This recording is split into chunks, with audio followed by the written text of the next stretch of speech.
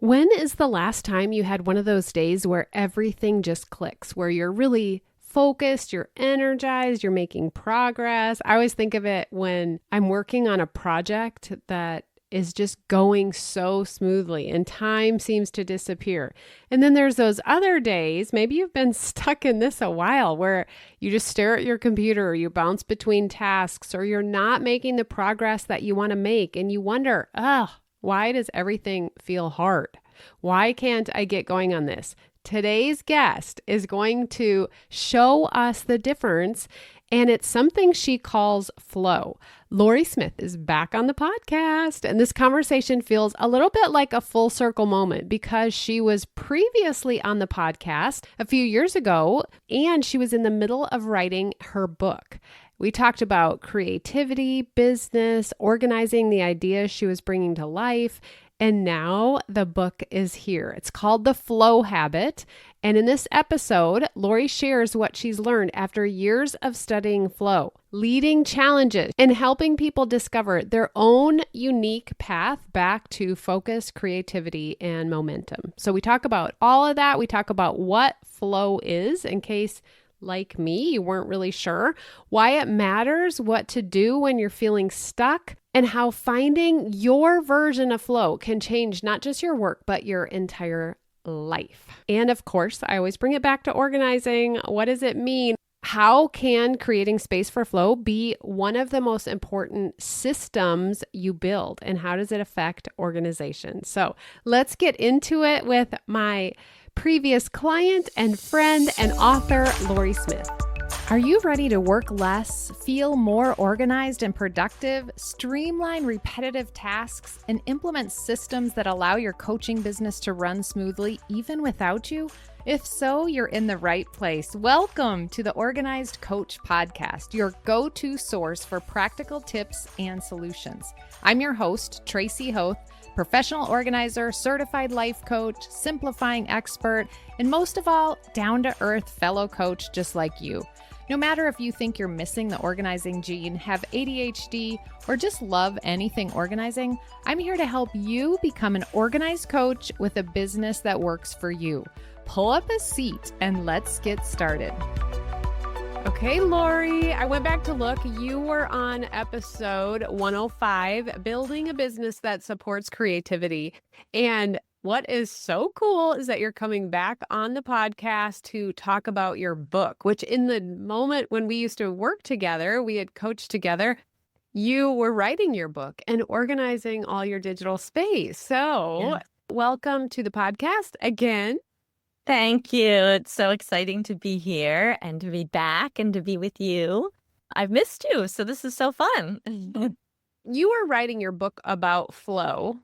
Yes. And today I heard something, and this guy was talking about business owners, and I'm thinking authors and business people who have a topic that they're so obsessed with. They're so motivated by and excited about that they can't help but spill out. They can't help but tell people about that.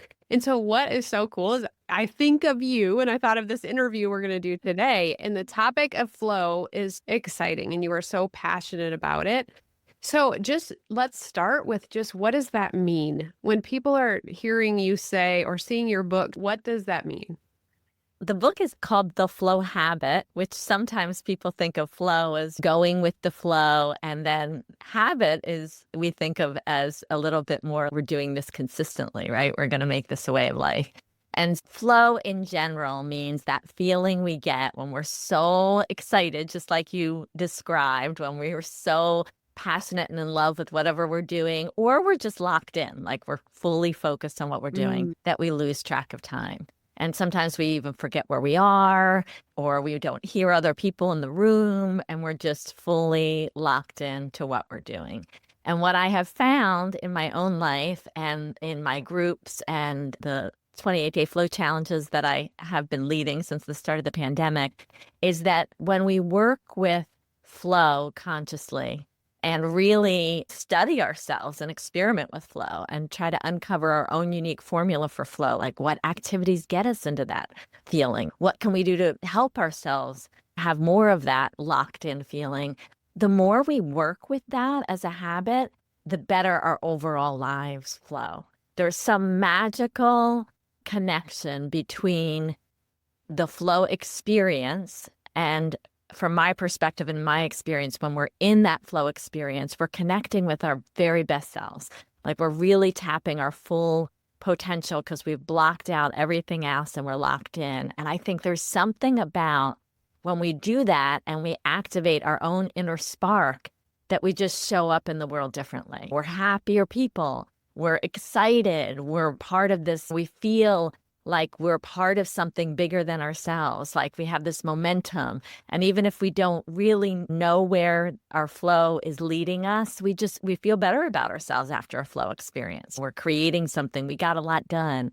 And so it's just, in my experience, I've noticed it again and again, including how it led to me writing 2 books, right? It just takes over, and it takes over our lives. And that's when everyday miracles happen, where we meet that just right person at that just right time, or we feel supported by a greater flow, or we make new friends, or we get an invitation we didn't expect. And it's as if we're on this fun adventure, and one thing leads to the next, leads to the next. And what I find is we all get stuck, right? We all have moments when we get stuck. And so the more we play around with flow, and the more we see flow as our mini goals throughout the day, we see getting stuck almost as a challenge when we apply our little techniques and the things that we've learned as we're experimenting with this, sort of as a way through baby steps to get back to ourselves, to our very best selves, and back to what really matters most to us, and back to why we're in this world and why we're passionate about our work and the real meaning behind what we're doing.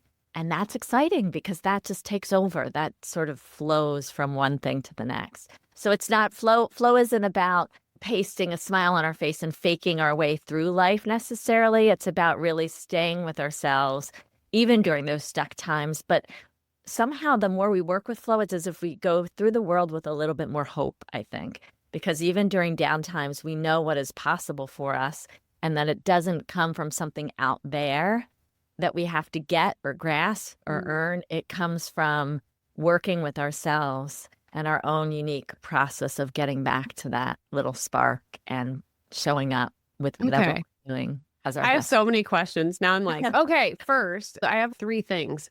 I want to know the first time you got in flow, thought about this topic. And then the other thing is, I'm just picturing like a normal person sitting at home, listening, going, that takes a lot of energy. That doesn't sound like me. Like I can't relate to that. I don't think that I have those things. So I want to address that. And then the other thing, I'm just saying these out loud so I don't forget, is like when I want to focus on too, at some point, when it comes to organizing. Yes. And like, we know we want to get something organized just because that's the topic of the podcast. We want to organize our digital space or in our business or even a space in our home. How can flow help that? So you take whichever of those you want to take first. Oh, I'm so excited. I just love this topic and I love your questions. So I'm so glad you asked that question, because in doing the research and the interview, I love when people say, I don't think I've ever felt that, Yeah. Because in my book, I say we're all flow experts. And so I don't have anything to teach that everyone doesn't already know. It's just as if we just need to remember how flow shows up for us. And a lot of times, like you said, it's not uncommon. A lot of people say, it's been forever since I felt that, or I don't know how I do that. Yeah. One of the best ways to think about flow is to think about when you were a little kid, before you had all the weight of the world or worries. Was there a time when you had a moment, and it's really important that we talk about this in terms of moments, even split seconds, when you were just locked in and enjoying what you were doing so much that you lost track of time? So how about you, Tracy? This is funny. The only thing that's coming to my mind, 2 things. And I think it's just because I have a picture of one of them, that sitting in my room playing with my sister, and we were playing like school or home or something. And then the other time is we grew up out in the country, so we had like wood piles between trees, and we would walk to this dump on our neighbor's super long driveway. So I think people just dump stuff over the edge. And we would find things and bring them back to this wood pile and make houses in them. We would put shelves in the wood and put things on the shelves and sweep the floor of the pine needles and make little rows. And so it was like we were making a house. So I do remember those two things. They kind of are similar. So this is why I love this so much. We all have a unique formula for flow, and it also connects with our purpose and our unique talents. So we think we're just thinking about a happy memory as a child. But what I hear as a coach that focuses on this, and my whole goal is to help people uncover their own formula for flow and their own unique spark. What I hear you saying is your first memory was with someone, right? Your sister, who interestingly, I know she's also supported you in your business if it's the same sister. Yeah. And also, and you said house or school or that imaginary, but what you do is so focused on our everyday. And we get into flow sometimes with other people and so having one other person to exchange ideas with seems like it has really worked for you at different times of your life. So that's part of your unique flow formula, having that person to bounce off ideas with to stay in flow. Then the other thing I love about your story is you thought about organizing, right? You're like, we were sweeping and putting things in little holes. And we know what we're here to do. We know what our unique gifts are, and they almost always connect with sheer joy, or those activities that we can do that we lose track of time, and where flow is more accessible. What my 28-day flow challenges have been, and this is going to bring back to organizing. Yeah. My 28-day flow challenges are all about choosing a 5 to 10 minute activity that we absolutely love to do that has a high chance of getting us into flow. So if we can't think of anything right now, we can get clues from our childhood memories, and some people have had a lot of trauma in their childhood. So it doesn't have to be when you were a child. You just go back to any time in your life when you had that. And it doesn't have to make sense, right? Like a lot of people will be embarrassed and don't want to share what comes up of just playing school or playing house. But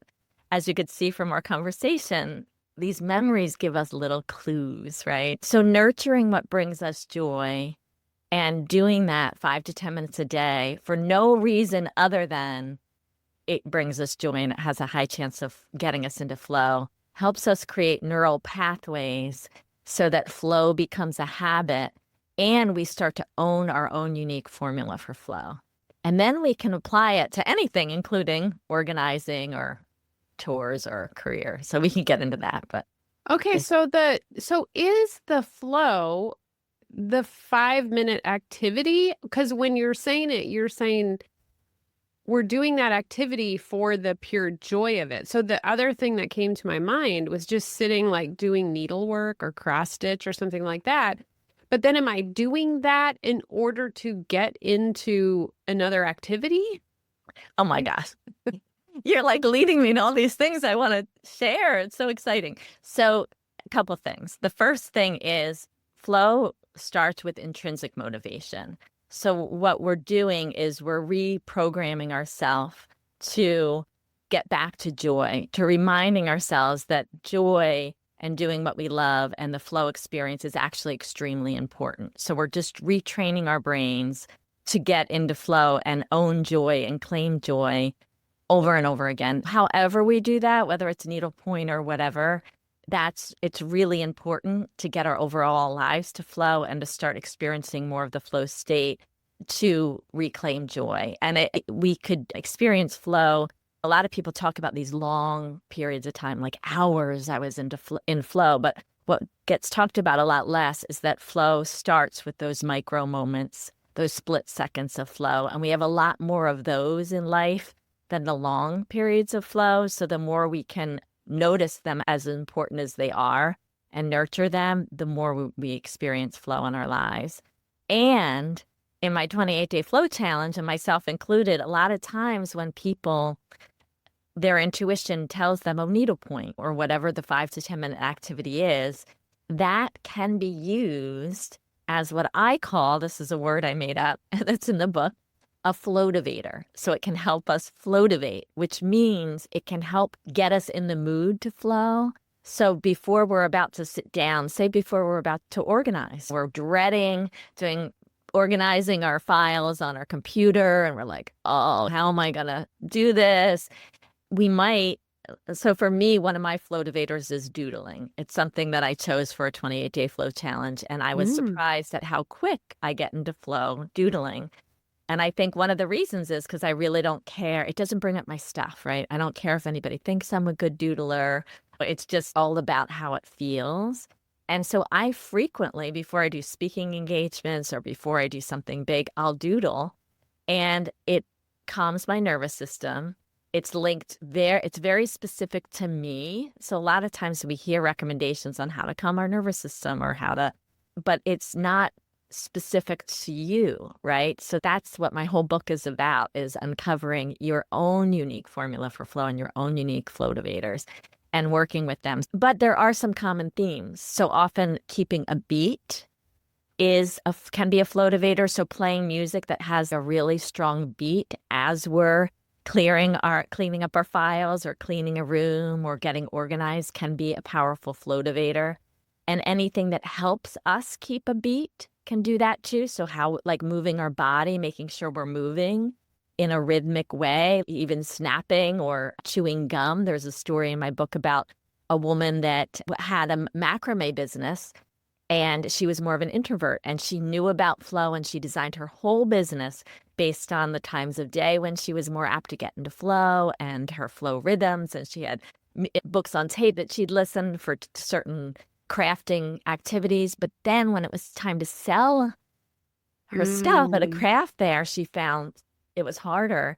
And so she noticed a fellow crafter was chewing gum and just had this way of moving, and her stall was always filled with people. And so she just adopted that. She was more of a shy person and was like, I'm not really a gum chewer, but I'm going to try. And she said she would put the gum like in the back and just chew it a little bit, but just getting out of her head and into her body and into a rhythm. She said 8 times out of 10, she would make a sale when she was chewing gum. So it's like, there's lots of little secret tricks like that we can use to help ourselves get into a flow state, even when we're doing something that we might not say is a joyful activity or might feel more like a chore, like organizing, if that's not something we love to do naturally. Yeah. So then, okay.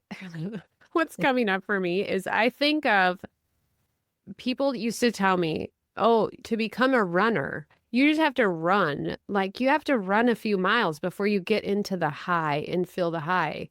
I worked my way up to 6 miles and I never once felt any high. There was no way I enjoyed 1 second of that. Now, I know that a lot of that's probably in my mind, but I kept waiting to feel something.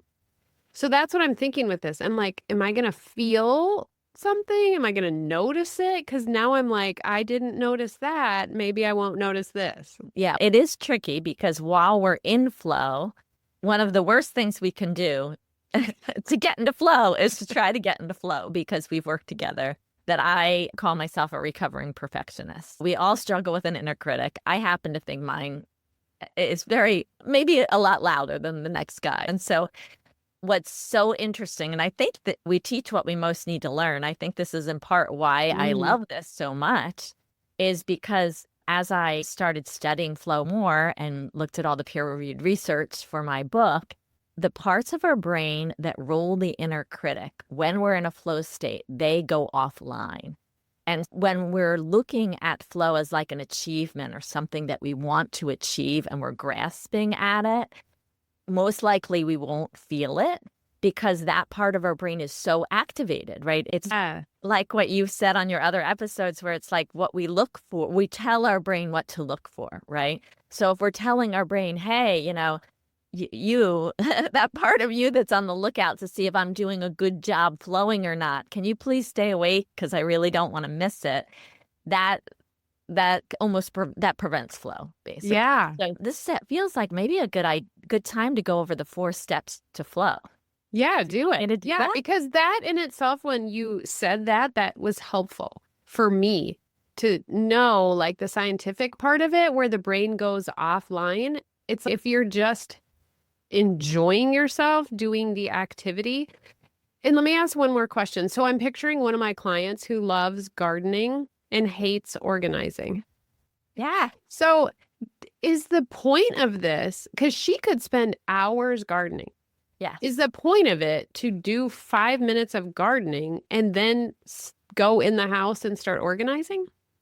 So for someone like her, the flow challenge, you always do something for 5 to 10 minutes a day that you don't already do. So if she's already gardening, Oh, that's great because then she knows how flow feels for her. She has something to lean on. Very important to have those memories and own them and claim them and think about, like I did with you, what is it about gardening you love? If I were coaching her, like how it might be kinesthetic, it might be how it feels, or it might be that she goes from one flower to the next. Maybe she loves deadheading more. Maybe she loves, so questions like that in a coaching session can help her uncover her formula for flow that she can apply to any okay. It activity. is because it's outside. That's one of the things that she loves about it and just her hands in the earth and stuff. So Mhm. then I'm like, how do you do that when you need to be inside? I guess your hands are in something like your papers or whatever.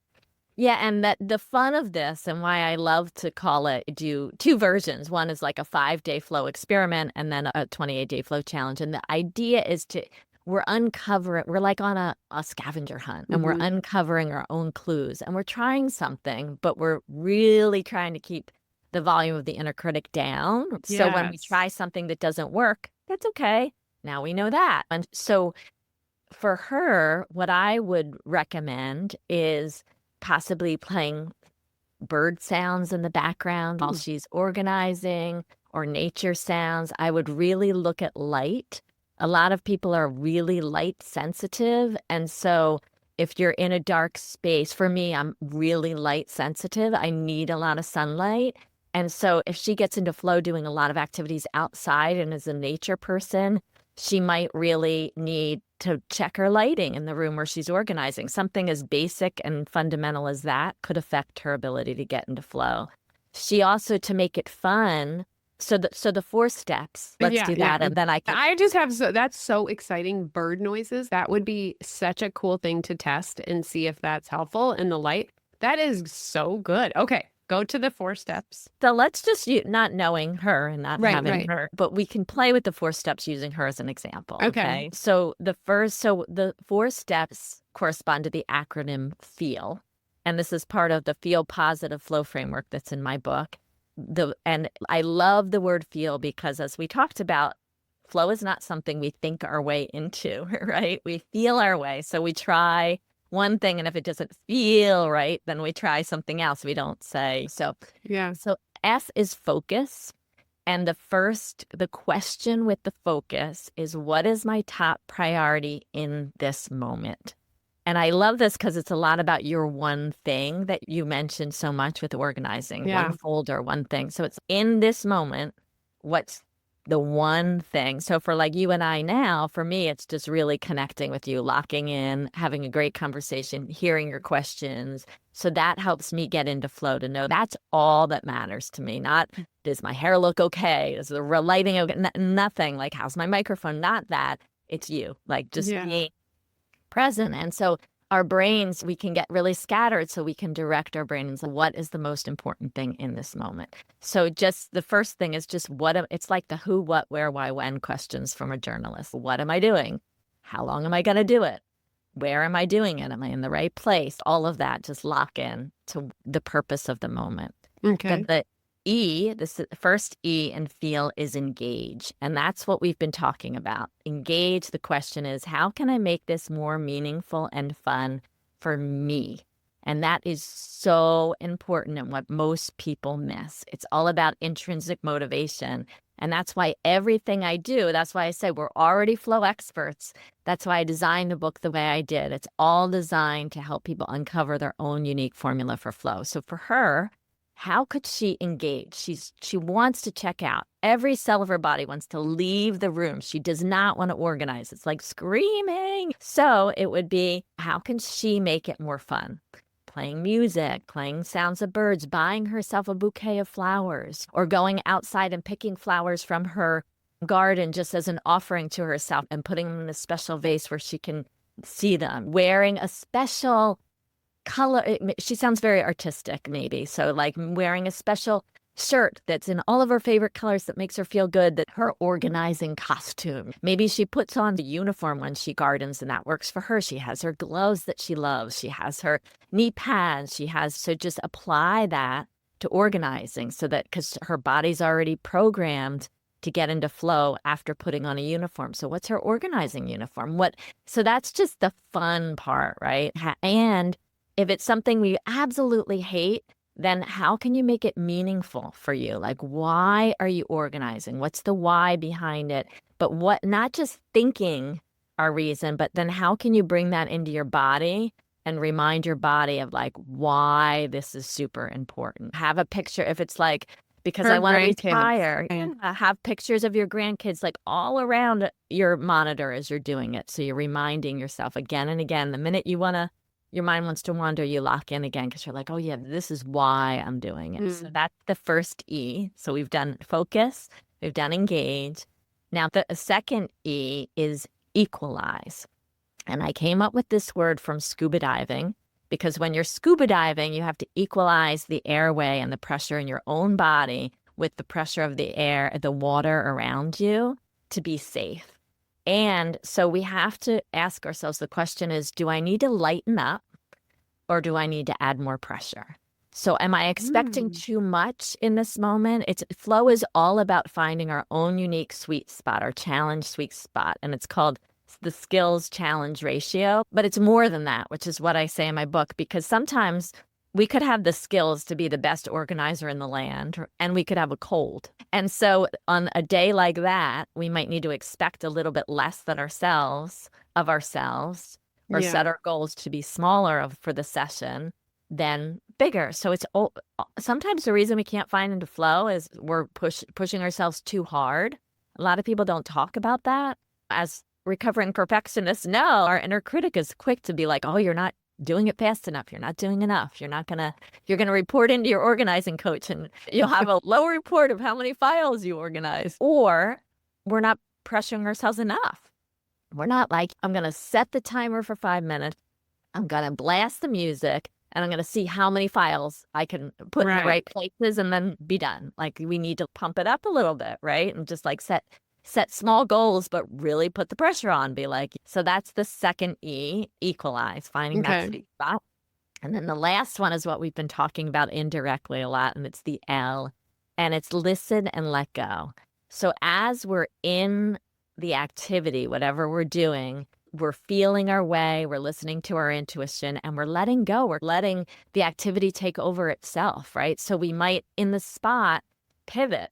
And we might feel led to do something slightly different. Or we might be like, Tracy said to have one place to put things, but I'm feeling like this folder really should be two by the amount of I'm seeing a natural category form. We're able to be flexible. We're not rigid. We're not harsh with ourselves. We're not looking through the eyes of right or wrong. We're letting and this is where the greater flow comes in. It's whatever we believe that to be, whether it's literally the river that we're swimming in and there's a flow, a current of the water, or the people around us, we're working as a team and playing soccer or whatever, the greater flow might be our teammates and the vibe, and we're tuning into the people we're talking to and reading the room or whatever, or it could be spiritual or intuitive, but we have to create space so that we realize that our head isn't the only one in charge, right? And our assignments and our boss and all of that, we have to allow for, let ourselves be surprised. And so it's like, how can I let go and let a greater flow carry me so that this could be even better than I ever imagined? Like I could get even more done than I ever humanly thought possible, or I could have an amazing experience or a high or get new ideas or whatever it is. Like, how can we really let go and trust? Yeah. Okay, so this is when you were talking, I think on the second E, it made me realize, are we doing like the flow challenge? Do you do that so that people can experiment and realize the things that they, the feel part of their thing so that when they do organizing, if it's not something they love, they can take from those things to create flow in that activity? Yeah, I mean, I created the 28-day flow challenge because I was feeling really stuck. And I know I shared this on the previous episode, so I won't get into it too much, but it was during the pandemic and I was just in a really down point in my life. And I realized I hadn't felt flow in a while. And so I was like, I'm just going to challenge myself 5 to 10 minutes a day to do something I love that's not going to make me better for no goal other than it just brings me joy. And for me, that was writing. I love to write. That was an activity I hadn't done in a long time. And so the real purpose of the 28-day flow challenge, I still stay very true to the original intention, which is it's just to get yourself back. It's just to start feeling flow in your life in whatever realm that is. It's just to reconnect with you.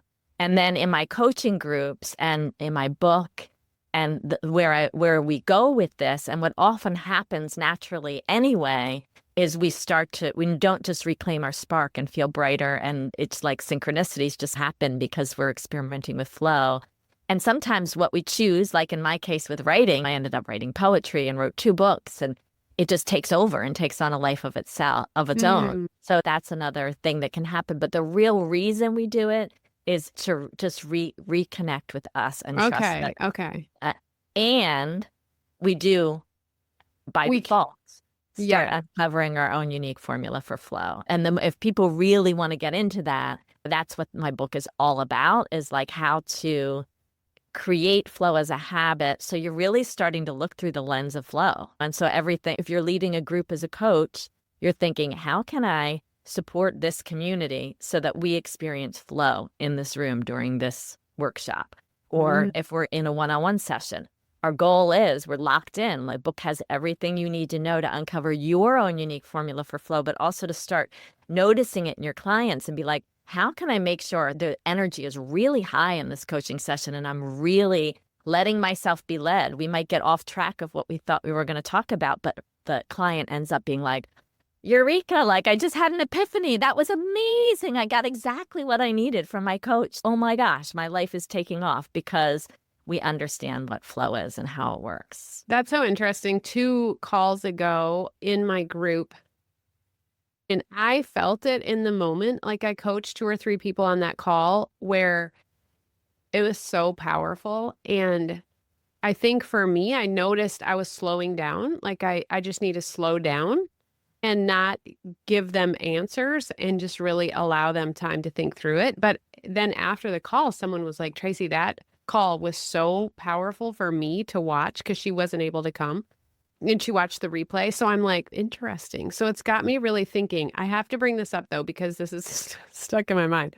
When we do an activity, like I'm thinking, I need to start doing this just for the pure joy of doing an activity. So I have this cross stitch that I had started a long time ago and it's close to the end, but getting it out and having it all ready and like looking over the map and seeing where I'm at and getting to that point seems like a lot of prep. And I think of the same as like a painter, or if you want to paint for it, getting the stuff ready seems like that's going to take 10 minutes. And then your time's up. What do you say to that? That's what the 5 to 10 minute baby step is all about. So day one, you get it out of your drawer or your closet and you put it on the table where you think you're going to do it.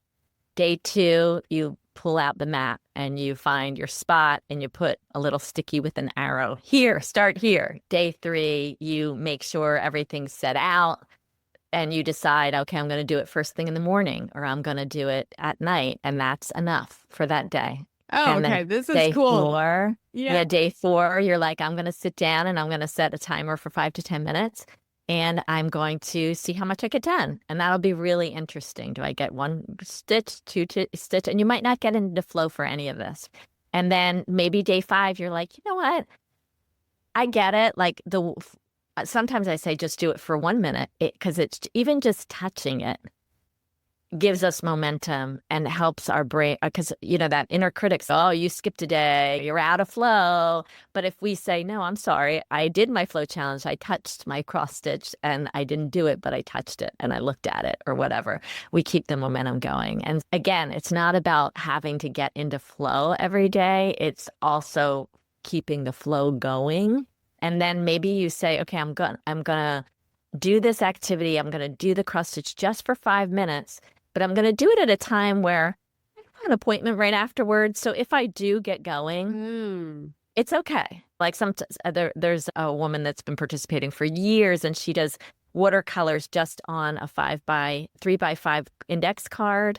And if she, in 5 to 10 minutes, only does one corner, that's enough. But she does it after dinner and before bed, a time when she usually can adjust the time frame accordingly. So she'll go into her craft room and do it every night. But some nights she might be in there for 2 hours and get lost in it. But other nights she just organizes her paints or gets them all ready for the next day. And that's what the woman that had the macrame business that I mentioned, that's how she designs her whole business. The night before, she gets out all the yarn or the thread or whatever it is, or puts it, she has chosen what book on tape she's going to listen to. She looks, she sees, oh, that chapter's 20 minutes. That's about how long this activity takes. Like, she sets herself up first. Yeah. That's very organized for her flow. So that's an important piece of it. Notice how I'm always like, does this count? And what is that going to be? And is that checking it off? Is that going to be part of it? Whatever. I love in the book, and I know this because I was also with you when you were working with you when you were doing this part of it, but all these interviews with different people and stories that you have. So share like 3 variety of stories of people and what they learned or how they use flow in their life or work even. Yeah, so I really wanted to include stories because there's such power in community. And people might not see themselves in my story or the story of the woman that does macrame. So I'm so glad you're asking this.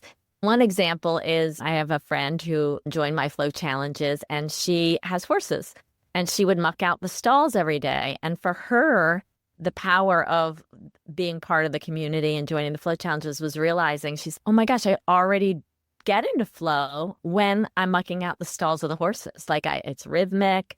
I don't know what it is, but I already like that. That's something that you wouldn't think of as joyful. But that's one benefit, is just seeing flow everywhere and through the lens. That's something that can happen.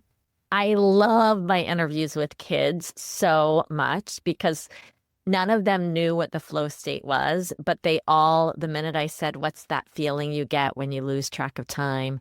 They all knew what I meant. There was this little boy named Jax who's in the book, he was amazing when he would describe, he loves to make art. And he would say, yeah, when I get like that, it's almost like I can go into the painting and pour all my emotions into the painting and change things based on how I'm feeling. Like he was just, his emotional intelligence was so high that he was able to describe like what that feels like. So that was really cool. I'm trying to think of another example. There's some really powerful examples of a woman that has a serious health condition, and she experienced PTSD when she went for, I think it was a bone marrow transplant or in a hospital, and it was a hospital that she had to return to for different appointments. And so she would experience PTSD whenever she was waiting in the waiting room. And as a result of doing the flow challenges and working with she chose different creative activities each time. She said she was able to, the goal of flow is to get in touch with our true self and feel that peace. And because she had worked with it as a habit, she said even she would bring her drawing and her doodling and her crafts, but she said even if she was too anxious to do them, she was able to just sit there and almost imagine she was doing them and experience the calm with flow and the feeling, the connection with her true self, because it had been, the neural pathways were there and it had been such a habit. And so she really credited overcoming PTSD and the symptoms of PTSD through participating in the flow challenges, which is so rewarding. Yeah. That's why I do this work is stories. And that's one of many stories like that where people experience. And that's why in the subtitle, it's the word, the phrase everyday miracles, because, we have this capacity within us. It's innate. It's biological. It's something that we all share. It's not linked to our beliefs. It's not linked to any culture. People around the world in every culture experience it. I know Mm. I would tell you, oh my gosh, on my Zoom call, there was somebody from India and there was somebody from Uganda and there was somebody. And that's what I love about this is we can seem so different, like we have nothing in common or we don't understand where the other person's coming from at all. And then when we talk about what are those experiences you've had where you've experienced flow or you've been so into what you're doing that you've lost track of time and suddenly we're like soul sisters when we both know that feeling and we can share what that makes us feel like and what are those things that we feel called to do that we know will give us that feeling. And it's Yeah. really this wonderful way to connect with our own best selves as well as the best selves of others as well. Yeah. Okay, Laurie, to wrap up, I want you to give like the person listening that wants to, I don't know, test this, find their own flow. And you can do two separate, but first, what do they do? And then how, if you were to tie it to organizing, how would you do that? How would you suggest that they test that out? Couple things. First, they can choose a 5 to 10 minute activity and just experiment with it. And if it doesn't work for them, they can try a different thing and just play around with joy and 5 to 10 minutes of things that just bring you joy. And I still offer my 28-day flow challenges for free through my website, and people can get one email a day that offers a container for them to do that. And there's information in my book as well. And for organizing, I think it's really the first E. Like that's my favorite, which is engage. But they're all important, right? Like for Right. organizing, it's remember not to be putting too much pressure on yourself, baby steps, keep it small, but really owning what works for you and playing around with it, trying to recapture that energy of a child. So it's like, how can I make this more fun? How can I make this more meaningful? Like the ideas that we came up with for your client, but how everyone has their own version of that. So I know for me, it was in the last episode, I shared how Post-it notes, I love the color of Post-it notes and color coding things and putting Post-it notes all over my wall to get organized. Like that worked for me. I'm a highly visual person, and giving myself permission to spread out and be messy and write to-do lists on big pieces of paper with paper and pen first and then key it in to whatever app I'm using or whatever. That works for me. Really knowing yourself. And I think owning it, like unapologetically, it's okay. We all have quirks. We all have things that don't quite fit in the formula, which is one reason Yeah. I love your way of coaching, Tracy, because you allow for that and have a lot of fun, like helping people tune into that. But really owning that with organizing, like, is it color coding? Is it playing music? Is it spreading out or is it keeping it small? Is it one folder or is it 3? Is it, how can you reclaim your own power by not making sure that you're not making your own style and your own quirks and your own way of getting into flow wrong, but rather owning them like full throttle and so then everything becomes a lot more fun when we do that. I know. I want to go organize right now. Okay, tell people where they can find you and the book, The Flow Habit, where they can get your book and the 28-day challenge as well. All right. Everything's has the same name, so it's nice and easy. So the book is called The Flow Habit. My podcast is called The Flow Habit. My website is Laurie Smith, LaurieSmith.com. But they can find it by typing in theflowhabit.com too. The magical one, Tracy, I knew you'd appreciate that. Yeah. And then on my website for the subscription form to sign up for my email newsletter, there's a box. And it's for the self-guided 28-day flow challenge. And they can just check that. Ooh. Want to get the 28 emails and start their own flow challenge whenever they're ready. Ooh, I love that. You have it now evergreen, so people can get it anytime. Evergreen. Yeah. I was doing it as a community and I still do those periodically. Like I'm about to do a 5-day flow experiment where we all do it together. But I wanted it to always be available so that if Yeah. people are excited and they're listening to this, I want to do it now, they can do it. And there'll be an email in their inbox right away. And so they don't have to wait until we're all beginning as a group. Oh my gosh, this is so fun to have you back, but to hear your passion, to get excited about this, I want to learn more about it too. So I appreciate you being on here today. Oh, thanks for having me. This was so fun.